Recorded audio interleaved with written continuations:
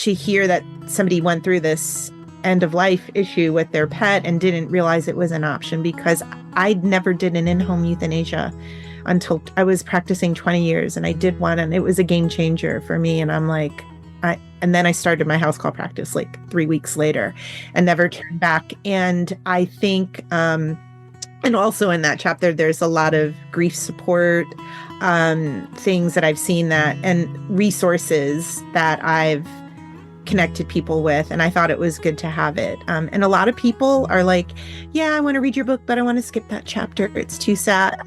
I'm like, actually, the pet trust chapter is sadder. And other people will read my book and then they're like, I need to buy this for my friend or cousin. They're going through this for that chapter in particular. So you can certainly read it and skip it. You can read it in small doses, the book, and skip that chapter. Depends on your frame of mind, but it's there if and when you need it.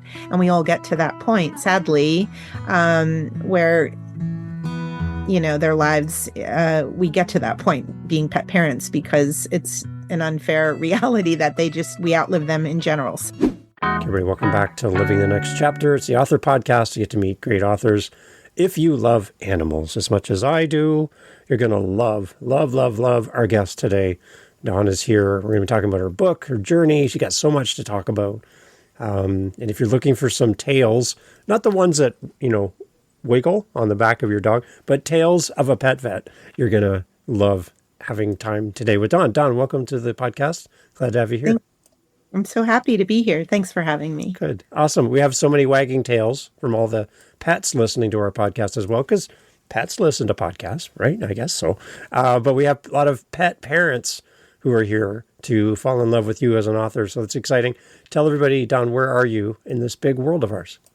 Currently, I am in Scottsdale, Arizona. I'm in the North Scottsdale, near the mountains, and I'm here about 7 months of the year. And 5 months I'm out in Long Island, but when it's warmer there. So we're what we call snowbirds, apparently, officially. But I love both places for different reasons. Yeah, so I've been down to Phoenix and Scottsdale. I went to the old part of Scottsdale, downtown area, and some of the old buildings down there. It's so cool. What an amazing place. Like, for a Canadian to be walking around down there. I remember walking past a patio bar, and I got sprayed by water. I'm like, what is going on here? Because that wouldn't happen where I am. That would turn to ice probably. But yeah, it's such a great place. Oh, it's so gorgeous down there. It's fun. We have a lot of Canadian neighbors here. Good. They're very strict about, they own, live in our development, and there are rules, they can only spend a certain amount of days here without their citizenship being at risk. But I have many Canadian friends that I've met here, which is wonderful. Are they rowdy, noisy people? Are they quiet? Like, what are they like? There's a mix. There's a mix? Okay. All right. Yeah. They're not rowdy. Sometimes I play golf with them, so there's not a whole rowdiness on the golf. All right. Okay. As long as we're well-behaved Canadians, that's the idea. Well, good. They are. Good. Represent you. Awesome. So, okay, let's talk a little bit about your background, because it really feeds into your book and your journey as an author. Tell people, Dawn, what do you do? What have you been doing in the past around animals and pet care? Because that's really important to the audience as well. Tell us a little bit about your background. Yeah, so I was raised in New Jersey, and my father was a Greek immigrant where they didn't have animals in the house, which I talk a little bit about in the book. My mother was an animal fanatic, sort of eccentric, and everything stems from that. Next door, my grandmother lived. She was also an animal lover, so she was a quote breeder of German shepherds, which she wasn't really. She kept having puppies. Yeah. So we always had this dogs. My mom loved cats, but was allergic to them. So it was mainly dogs. And then we had birds, and we had a monkey, we're sort of locally remembered famous for that, which sadly, he's probably got him in Florida. Who knows what journey to get him there. But so we had Willie, who was a woolly monkey. And there's a story in the book, I went to a Catholic grammar school and high school, and kind of like show and tell, I brought in Lily. And needless to say, I think 25 years later at my high school reunion, like, people were not surprised I became a veterinarian. They always and so these animal lovers in my family, it was natural to see them as part of the family, which is now the normal. But as you said before, the pet parent, like, that wasn't even a term that was part of our vernacular. But now it says everything about this kind of evolution that I've experienced in my lifetime and in my career of pet ownership to pet parenting. And I talk a lot about that in the book and in my blog about the human animal benefits, the bond, the psychological, physiological, all of that. But we were like that decades ago. We weren't the only ones, but I completely see where society is, and some of these eccentric pet parent stories that I talk about in the book. I relate because I was we were the eccentric or unglued family when something went wrong. So I do relate to those clients. As a pet parent, you experience all these emotions. So as a veterinarian and a pet parent, you get it, or at least I hope you do. I know I do. Yeah. And the intent of this book, it's about me in the beginning, but it's quickly about all the clients and patients and wonderful people I've met, and eccentric, and some interesting stories, at least that I think are interesting, kind of from puppy and kittenhood to the end of life and everything in between. And with more than just puppy and kitten, there's my favorite chapters, exotics, about all the snakes and lizards and crazy things that I did end up seeing, not by design, but by necessity. But it made for some exciting work days, for sure. Yeah. We've been pet parents, well, for my family with my wife, since our kids were little. And then growing up, pets have always been in my home. I don't think there's ever not been a pet in my home. So I can't imagine a home where one of my parents would be like, absolutely not. We're not having any animals in the house. So you mentioned that. Is that what your dad was that was his belief? Well, they just didn't have animals in the house. In the house. Okay. But outside would be okay, that type of thing? I think they were outside, but he quickly adjusted. Converted? Did he convert? Yeah. He sure did. He couldn't help it. And we didn't just have like we had Irish setters and like, I don't know if you've ever had who were just like kind of crazy. And we had rescues, and, so we had every variation. We had all different, but mainly dogs because of the allergy issue. But he grew. But my father from Greece, we had an Irish setter named Zorba and an Irish setter named Atlas. So my mom tried to kind of help him welcome these animals into his life by giving them Greek names, which is funny, but it worked. Yeah, it worked. I don't think he stood a chance against the rest of the house, right? No. He was outnumbered. Certainly. Yeah. My oldest son wanted a snake when he was in high school, and we got him a king snake that was about the length of a pencil, a little bit longer than a pencil, and now she is long. She's a big girl. But she loved to just climb up your sleeve and get warm and just nest with you. And I know people that are like, oh, heck no, am I going to go near a snake? But she's just the nice, calmest, like the most best pet for somebody with allergies, too, because there's really nothing for her that you have to worry about, right? And she's just this is a great little pet to have. Anyways, a lot of people don't like snakes, but for me, they're great. Yeah. I do think that I've been surprised to get to know patients and their personalities. So I like, apparently rats in general are really affectionate and lovely, except for one in the story. But like, and ferrets have tons of personality. I've just been, they're really fun. So I learned that, not living it first experience, but through my career. So I don't doubt that snakes can be affectionate. They're Here I live in the desert where there's tons of rattlesnakes. Yeah. So all snakes, I'm sort of, ugh. Yeah, no, that's good. And yeah, and I think the one thing that I think pet parents would agree is the bond that we have with our pets over time. We do treat them like they're our children almost. Like we love on them, they care for us. They make us want to exercise, be active. They it's like they know we're having one of those days where we just need some kind of comfort or affection. They'll just come put their head on your knee, and it's like they're super amazing as far as how they can just be so intuitive of what the human needs, right, as a pet. And I just love that bond. Yeah, and that's what makes it so special. And I always say, their intuition, but imagine if you were reading body language all day, every day, you'd get really good at it. And that's what they do. They pick up on our moods. They know what's normal. They sense, she's not moving or whatever. They pick up on the nonverbal cues immediately because that's their main way of communicating. Yeah. Yeah. And of course they can have their moments, but for the most part, I think all the pets we've ever had, they've just been like a joy for our home. And I can't imagine not having a pet. So as you listen to this, parents with your kids, it might be easier to not have a pet when your kids are little, but your kids will grow up having that memory and those interactions. I think it's a valuable lesson for kids to learn how to care for something as well, and all the things that go with having a pet. So I see a lot of advantages. So I'm pro vet and pro pet at the same time here. So there you go. You got me on both. So there you go.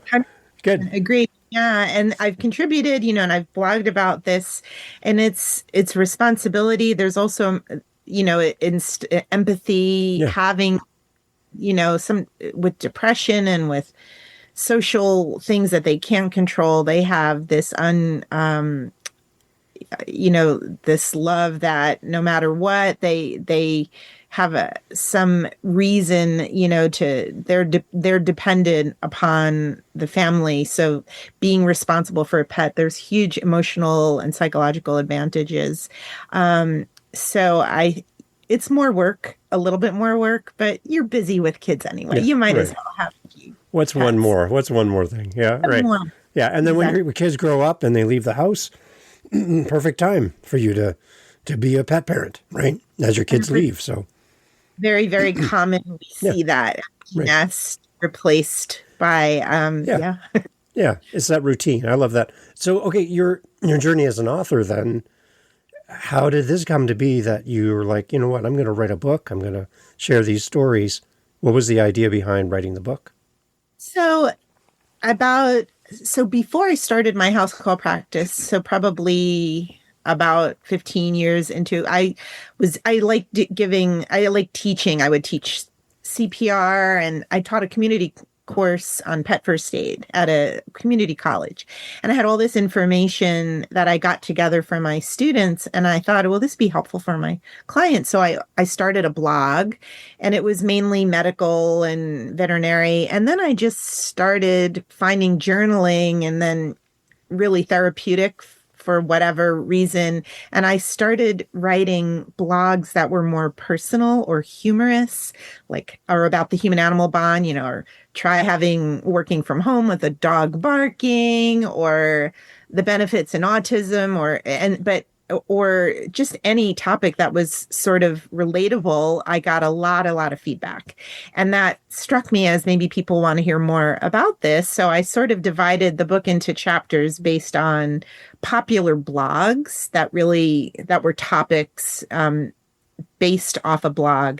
But then I kind of had to extricate the actual blog from the book because my editor said, you don't republish published work. So I sort of rewrote the book, pulled it out. But basically the chapters are divided into topics somewhat based on that. And so that was the jumping point for the book. And it just was such a learning process for writing, because, I would tell these stories to friends and families like, oh, you're not going to believe what happened. This is crazy. This was awful. And it's not, and there's so much humor and just like, you're not craziness that goes on with pets, particularly when you're in their home, and they're jumping fences and police were it's like crazy stuff happens. And I kind of, it's similar, I think, to like comedians or where they're practicing their material or their stand up, and they're kind of see like this joke didn't go and this one did, and you figure out, my friends will be like, Dawn, tell him about, the dog passing $100 bill in his, whatever, like all of the stories that they wanted to hear, and some that didn't make the cuts. So from that, and I just had this mental inventory, and I would go to the beach where it was quiet, and it's amazing. It just all came back to me, just different things. So there's a lot of that went on, and that's kind of how I selected the stories and then edited out. There's like 2 other books that were edited out at this point. Then they keep coming, all these crazy stories or interesting. 2 of the chapters are a little more, I talk about the book being it's stories with just enough information to support the stories, with the exception of 2 chapters. One is the euthanasia chapter, and the other is about pet trusts.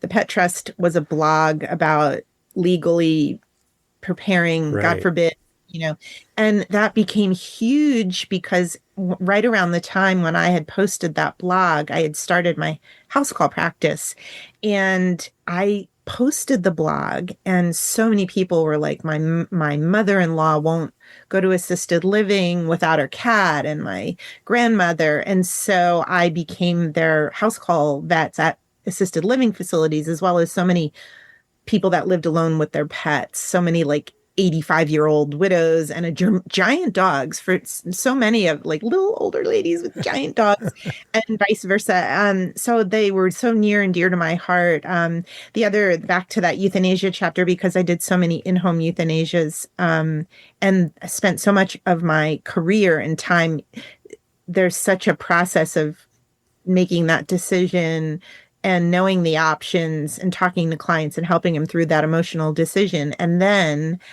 making sure people know that there are house call vets. Like when I started my practice in 2014, there weren't many of us, but since COVID, it's a valid option in many locations.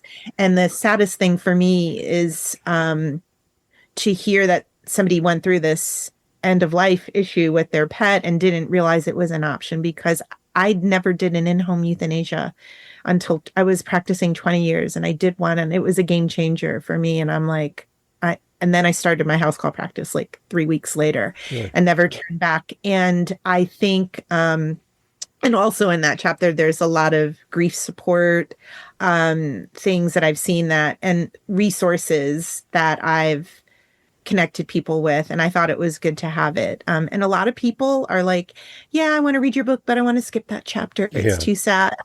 I'm like, actually, the pet trust chapter is sadder. And other people will read my book, and then they're like, I need to buy this for my friend or cousin. They're going through this for that chapter in particular. So you can certainly read it and skip it. You can read it in small doses, the book, and skip that chapter. Depends on your frame of mind, but it's there if and when you need it. And we all get to that point, sadly, where their lives, we get to that point being pet parents, because it's an unfair reality that we outlive them in general. So it's there. But some of this euthanasia stories are really kind of uplifting. Like it was an honor for me to sort of be called into their home and get to know the people and the family, and watching videos. And one cat was a ring bearer at the wedding. I mean, just amazing, amazing experiences I've had.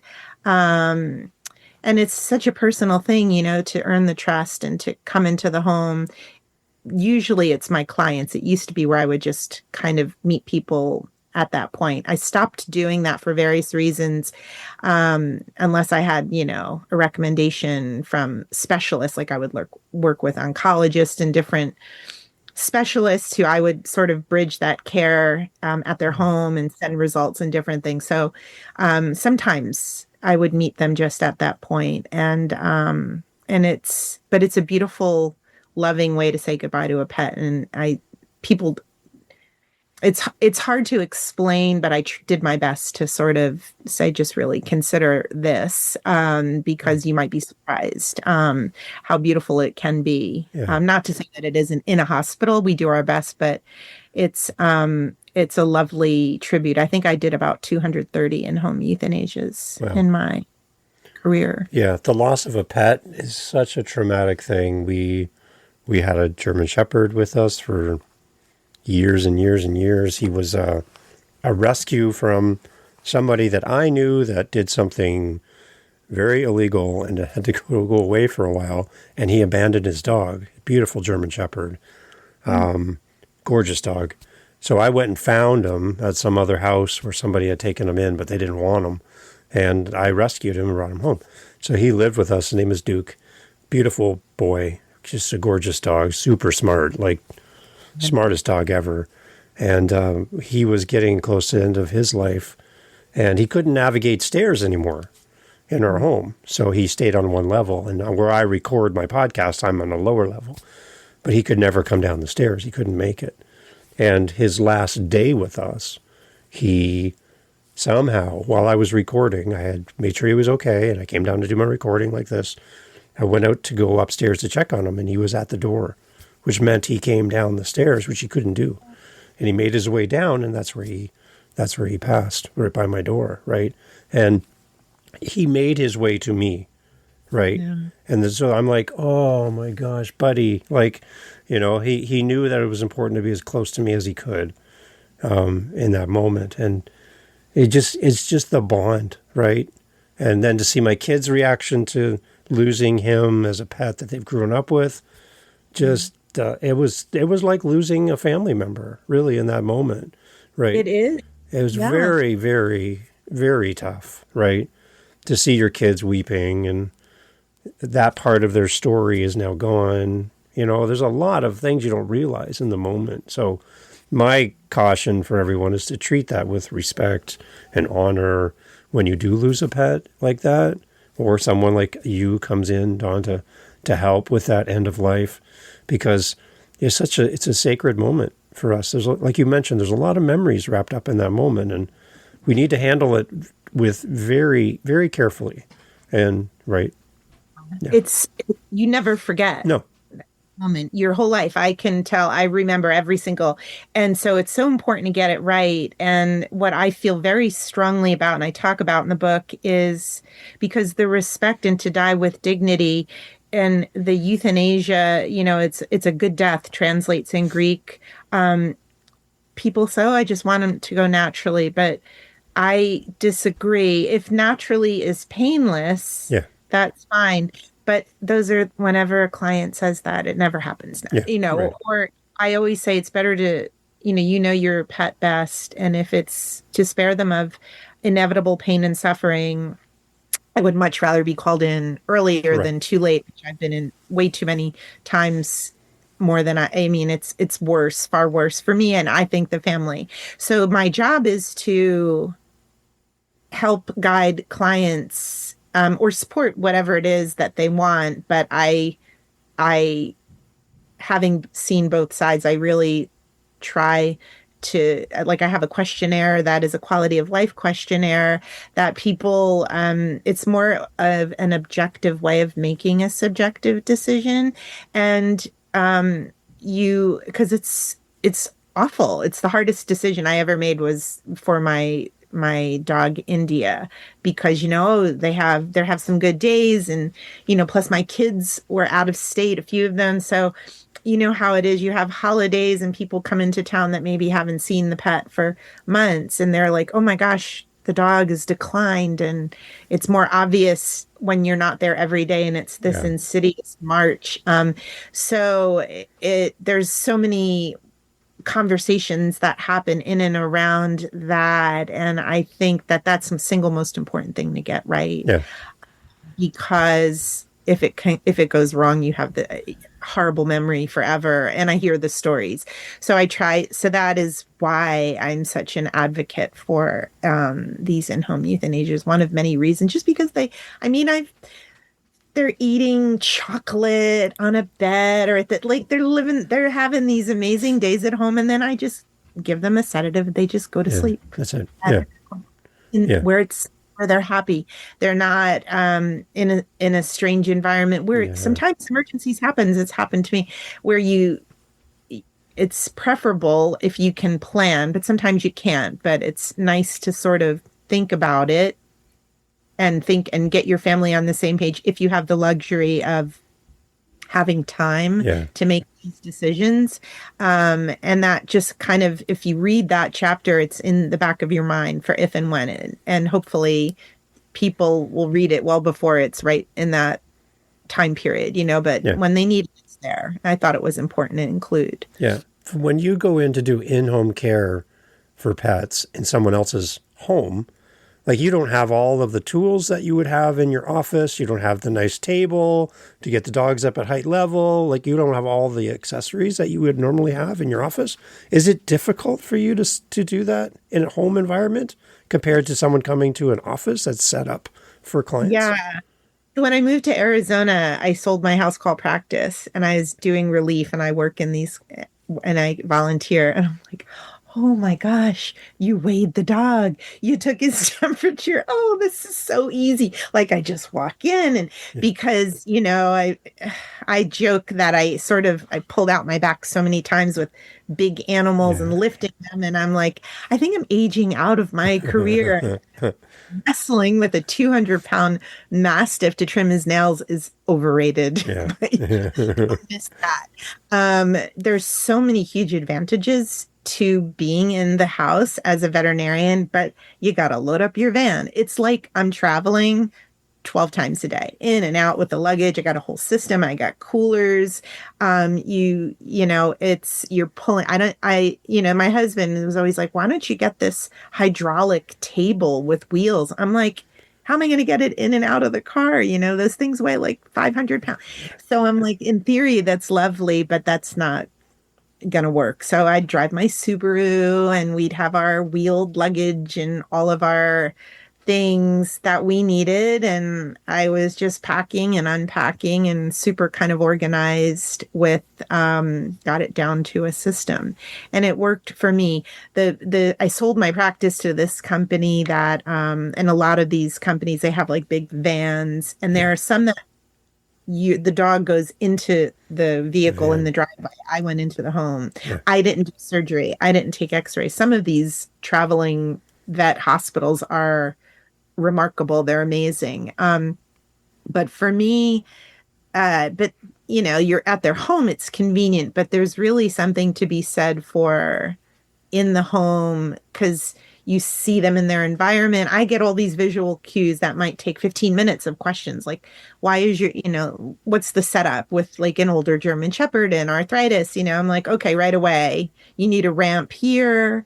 You need mats here. You put a gate because if he gets up the stairs and can't, you just look around. It's like, so efficient in that regard. Or behavioral issues like cats, and the environment and stress and minimizing stress. Then you minimize the medical effects. If an animal's stressed, they're going to show disease or it's just going to add to their discomfort. So, might have cats that are fighting and they're being fed too close together or the food's too close to the wall. There's tons and tons of visual cues that I get. And for the most part, especially cats are never really happy to see a vet, but before they know what happened, they're done. Yeah. You have a cat brought into the vet hospital, you got to get them probably in a carrier, then in a car. They walk in, there's all this smells and sights, and they're done before you even touch them. Like try getting blood pressure on a hyperthyroid, like what's the point? At home, they're sort of like, oh, hello, and sometimes they're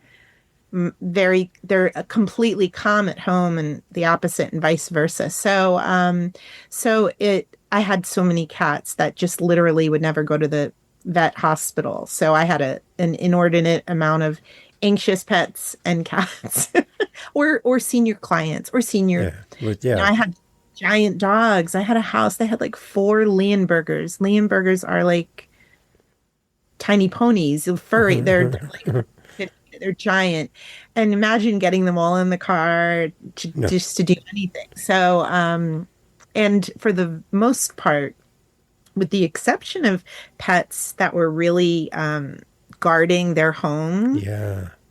those are probably the only ones that really don't do better in the home, where they're super territorial, aggressive. Like, but for the most part, it's a much better situation. Sometimes we'd sedate. I wouldn't give injectable sedations, but I would give oral. I did that a few times, but I like to be there for them to wake up, and I wasn't real comfortable just leaving, Yeah. if a dog was Yeah. fully awake. So we Wow. figured out what worked and what didn't. So for Tales of a Pet Vet, who would you say is your ideal reader for the book? Who would you envision loving this book?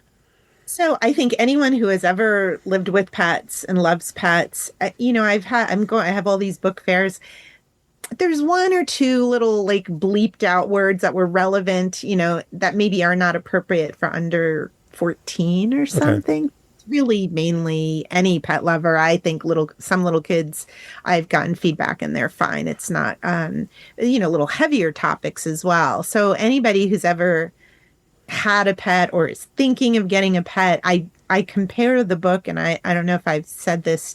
So I would describe it as one part modern day James Herriot, kind of All Creatures Great and Small, one part behind the scenes, kind of like Anthony Bourdain, like Secrets of Vet's Life, behind the curtain, and one part the humor and humility of Marley and Me. And I encourage people, and like there is a ton of funny stories that you'll laugh much, much more than you will cry. Nice.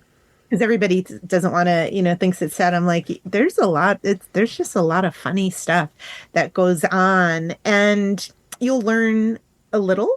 You'll laugh a little, you'll relate a lot, because, you may not be all the stories, but you have this spectrum of experiences as a pet parent, and, people will kind of, maybe that'll trigger memories in their mind. And there's a lot about the human animal benefits and like why we do this. And I'm just fascinated by the way society is, and pets that are spoiled, like they live better than human children, and I'm just fascinated by it. And I kind of talk a lot about that on my social media, and like just am amazed at the overwhelming options. And it's not just diets, it's clothing, it's everything, these experiences.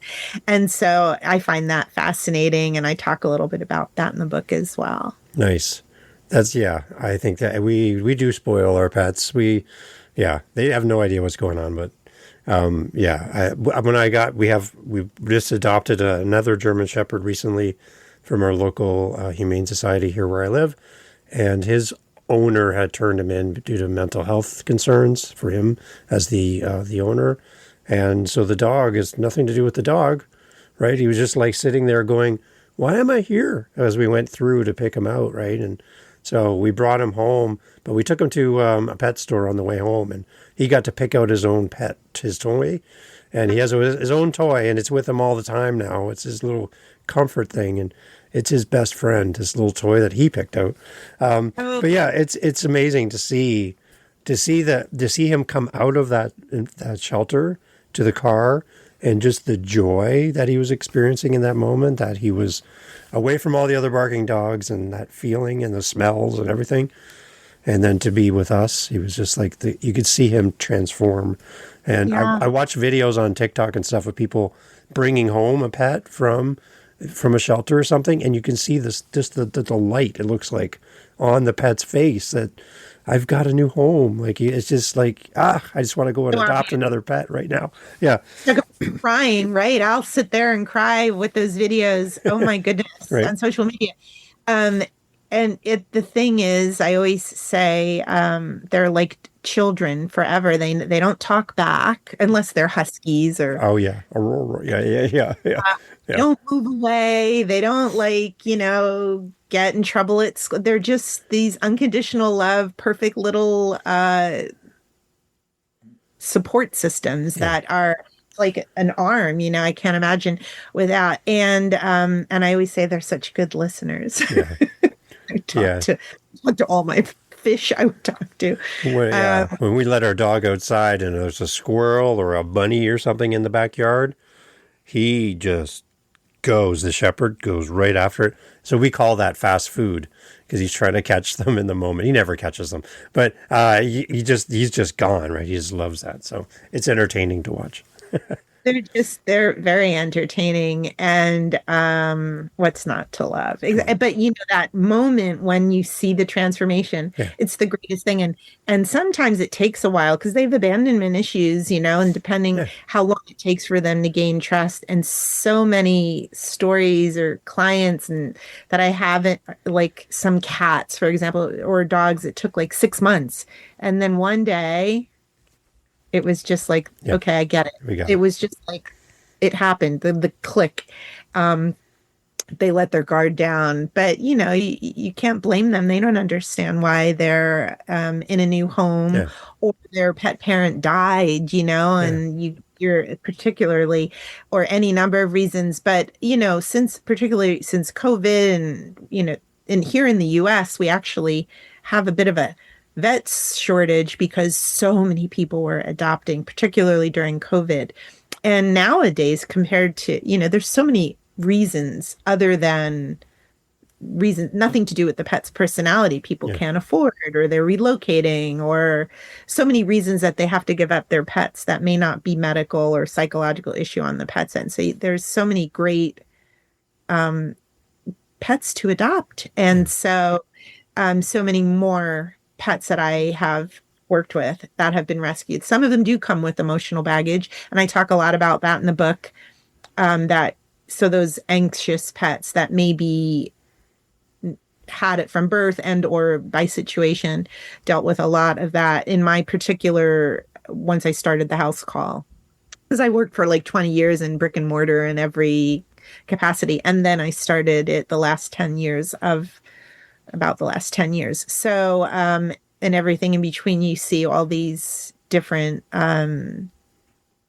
patient populations, but it doesn't mean there's anything wrong. Definitely, I'm a huge fan of adopting and rescues, and I work with lots and lots of rescue groups in that capacity, particularly no-kill shelters, which are the greatest thing. So I have more time to do that later in my career now that I'm not working full time. I get to kind of give back, and it's really, it's huge. It's really important as well because I work with this homeless shelter that has this facility for people that are homeless or home endangered. We only, they don't want to get help if it means leaving their pets, because mostly that is the case. So they'll stay in a bad situation because of wanting to remain with their pets. So that's what I love about the organizations that I work with. It's so important. Nice. In my opinion.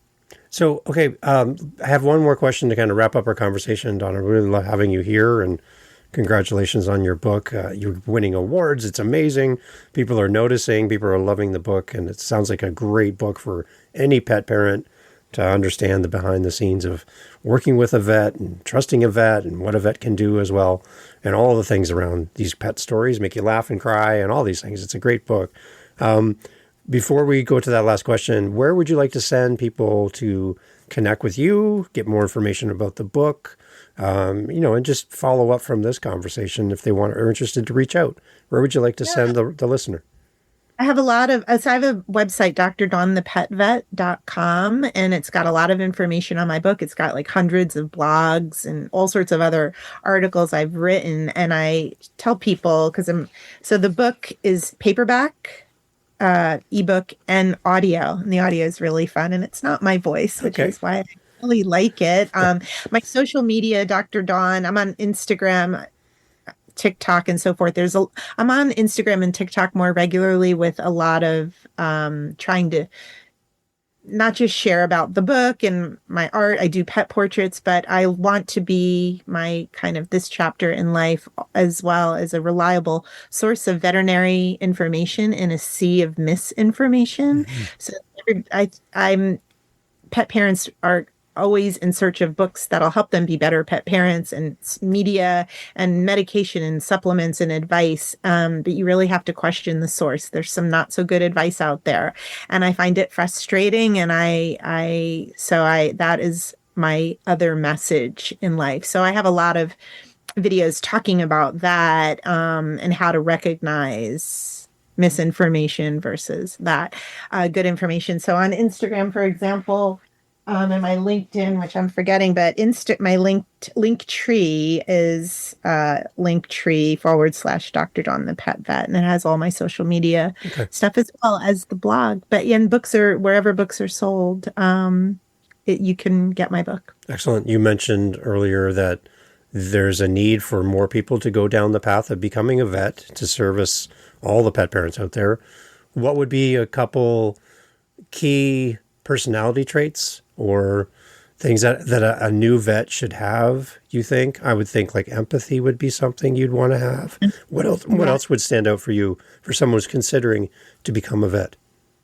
I think that, and I talk about a lot of this in the book, like, it's a long course. It's really rewarding, but I tell people, don't become a vet because you don't like people and you just like animals, because you're going to be communicating with the pet parents all the time. And so probably more than the pet.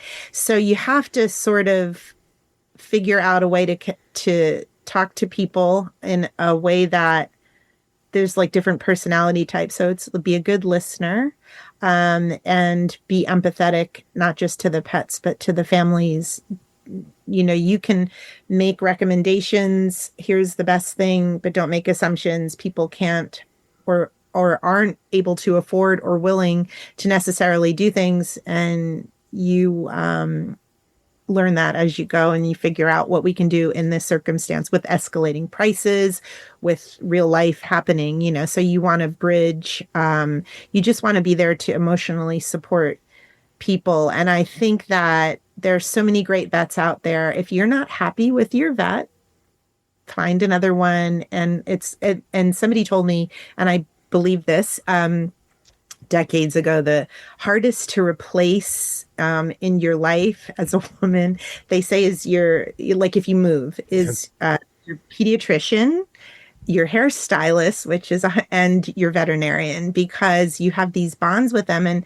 And for me as the vet, like from puppyhood and kittenhood to the end of life, like you particularly in the house, like it's such a special bond. And I love where I would like be in my town and walking in the park and be like, there's my client. How's his rash? How are you? And it's so great. You don't just walk in. It's very kind of old school, what I recreated in my career with the house call in particular. It's like this old fashioned way of practicing medicine, which was perfect for me. So I think you have to like people or get to like people, and you see them through their love for their pets, however they express it. So they became a key part of what I loved about my career. It could be frustrating, but mainly the rewards, and really having that connection with the pet and their family is what I cherished about my career, particularly with the house calls. So that's what I strive for, and I hope for anybody who is heading into this profession. Excellent. And patient.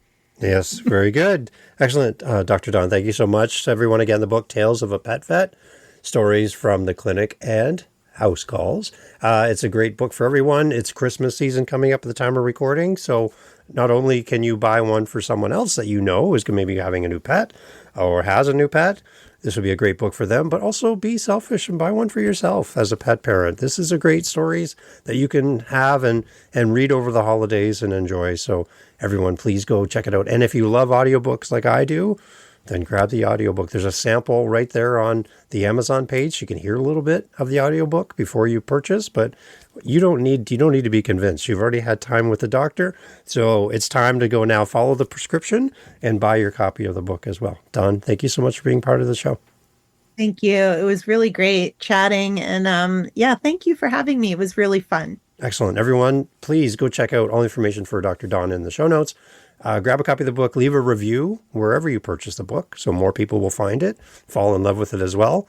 It's a way for us to help Dr. Don to sell more books. And that's what we want, reach more people with this book. So again, Dr. Don, thank you so much for being on the show. Thank you. It was such a great opportunity. I love what you do, and I'm so glad to be part of it. Hey, thank you so much again for pressing play. As you've heard, great guests on the show. And one thing you didn't hear in this conversation is what? What did you not hear? Think about it for a second. That's right. Not a single solitary commercial for a mattress or a supplement or a whatever you call it. No. Why? Because we don't want to break up the conversation with commercials. So the fact that you're still here means that you are a fan of the show, I'm assuming. So if you want to help to keep the podcast going and to make me feel really happy, all I really care about is coffee, okay? I just got to be honest. I love coffee. I'm drinking one right now. It's starting to get cold. I need to warm it up. Helping us with our Buy Me a Coffee link over at livingthenextchapter.com and also in the show notes helps kind of keep the lights on around here. Remember, I'm doing this for free. I'm paying for everything. So I would love to have a little coffee donation, even $5 kind of fills up my cup. And I would love to enjoy a coffee from you. So if you're interested, again, thank you for listening. But you can use our Buy Me a Coffee link and fill up the cup. Thanks for being here.